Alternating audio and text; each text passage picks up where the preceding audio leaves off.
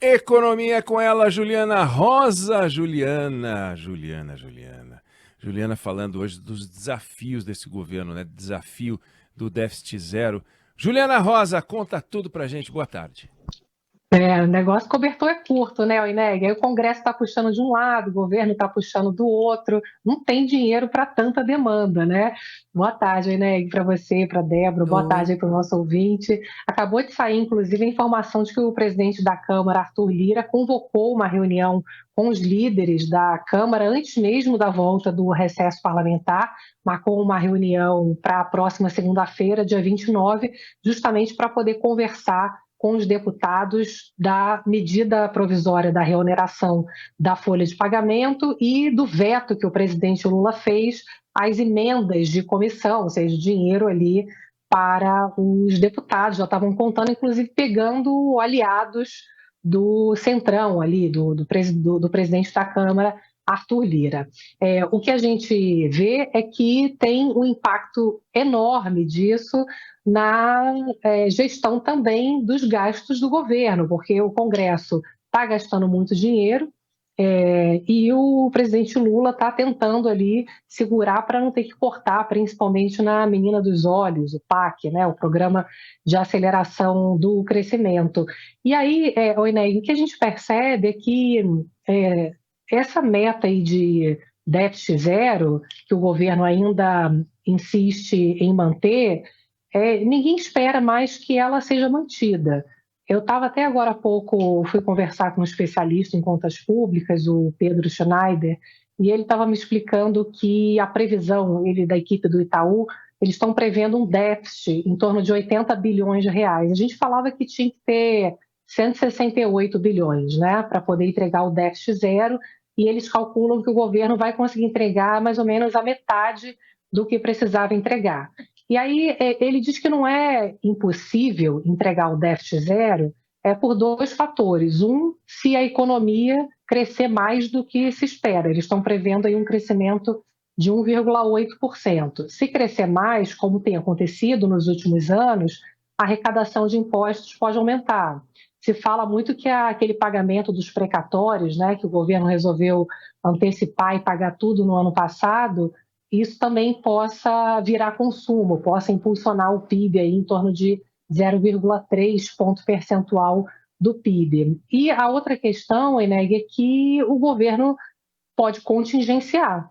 Ele pode segurar, em março vai ser a primeira avaliação de receitas e despesas, e provavelmente eles teriam que contingenciar para não mudar a meta.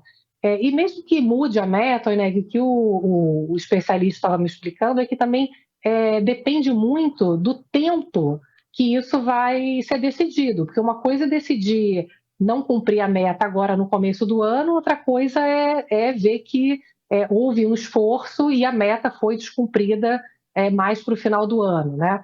Então, você tem ali um debate enorme, né? Acho que principalmente a sociedade hoje se pergunta muito onde é que está o esforço de corte de gastos, né? Eu perguntei para o Pedro Schneider, esse especialista, se a reforma administrativa ela tem essa capacidade de ajudar no corte de gastos. Ele acha que a reforma administrativa que funcionaria era aquela que atacaria os altos salários, os penduricalhos, os privilégios, sabe? Principalmente o judiciário, que a gente sempre vê exemplos sempre inacreditáveis. Agora, será, né, que você vê os políticos só falam em gastar, né? Você acha que eles vão fazer um movimento para poder reduzir os ganhos da classe política? É difícil acreditar, né? Porque você não tem fé. Mas assim, eles dão sinais de sobra de que o negócio deles é cortar, cortar, cortar, para devolver para a sociedade um ambiente razoável, com uma taxa e com uma carga tributária baixa. Eu não sei como você não enxerga. É tão claro, tão evidente, é inacreditável. Mas, de fato, você olha uma eleição que vai custar 5 bi, né? Sendo que a tecnologia está aí, barata. Hoje em dia, para fazer uma filmagem, para gravar um vídeo, gravar um áudio, não é mais necessário aquele equipamento que se usava no passado, né? Quantos vídeos muito bem feitos por influenciadores digitais você vê por aí E o voto, a disputa pelo voto, virou um negócio inacreditável. Podia ser muito mais simples. O nosso colunista Fernando Schiller reclama disso, olha, desde a primeira vez que eu falei com ele. Tem que reduzir o dinheiro desses caras. Só aí são 5 bi. Claro, o Brasil não precisa só de 5 bi, né, Juliana? Você falou em 190. Mas é aquilo. É 5 aqui, 10 ali, 10 acolá, privilégios, benefícios. A impressão que dá é que a gente tem oportunidade fantástica para fazer isso, mas nem com a pressão, nem com a necessidade a gente consegue, né, Juliana?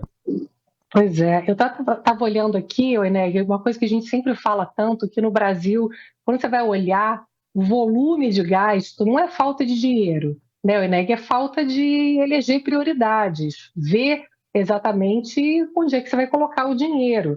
Então, só aumentar impostos é uma coisa que se faz historicamente no Brasil. Saiu agora há pouco, o Tesouro Nacional divulgou o número da despesa do governo no ano passado, 4 trilhões e 600 bilhões de reais. É quase a metade do PIB só em gasto público. Aqui, um levantamento oficial do Tesouro Nacional mostrando as despesas do governo de 4 trilhões 630 bilhões de reais. É sempre impressionante quando que a gente vê que é sempre trilhão, né, Enéas? Sempre em trilhões que a gente fala, tem muito dinheiro e nunca sobra para aquelas políticas essenciais ali. Aí é sempre mais fácil aumentar tributação.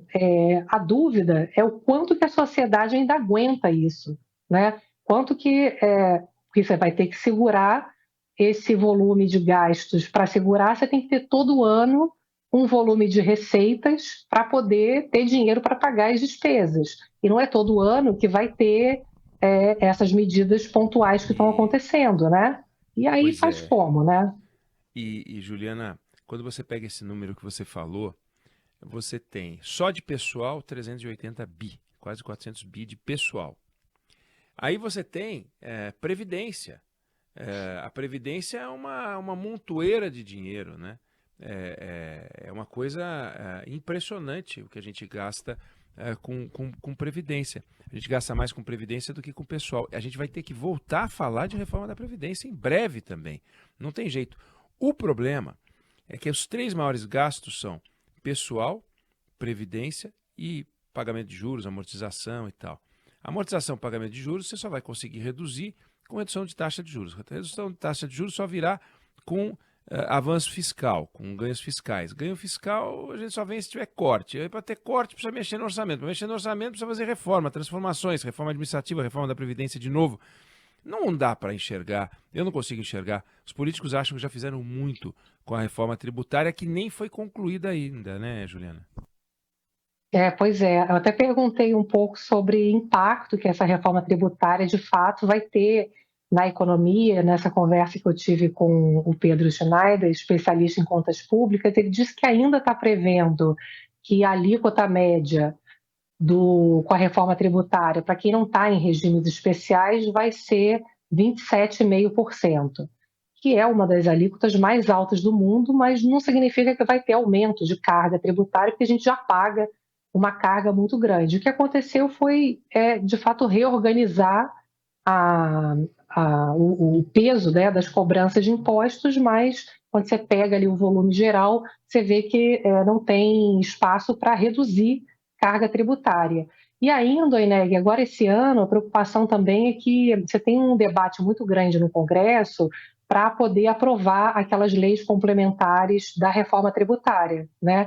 E aí, qual é o grande risco que ele me falou? Por exemplo, quando você vai discutir que saúde tem tratamento diferenciado, uma coisa é o que se faz com o dinheiro público para o SUS, para a saúde pública. Outra coisa é o que se faz para a saúde privada, né? Não pode ter o mesmo peso. Então, você tem ali um jogo sempre muito forte de lobby de todos os tipos, e sempre quem acaba também arcando com o que resultado disso, né, acaba sendo o cidadão comum, que não tem o lobby de ficar lá lutando pelo seus direitos, né, o que quer fazer e tal, e aí ele acaba tendo que pagar essa tarifa mais alta se tiver muita exceção entrando em regimes especiais. Então, não está fácil não, viu, Enéia? A gente tem que acompanhar porque eu acho que está faltando muito o compromisso da classe política, como a gente fala, a reforma política é a mãe de todas aí que está faltando, né? Sem dúvida, Juliana Rosa, Economia com você. A gente volta a conversar amanhã, é isso? Combinado. Show de bola. Amanhã é aniversário, né, de São Paulo, estaremos Amanhã é aqui. aniversário de São Paulo, estaremos aqui.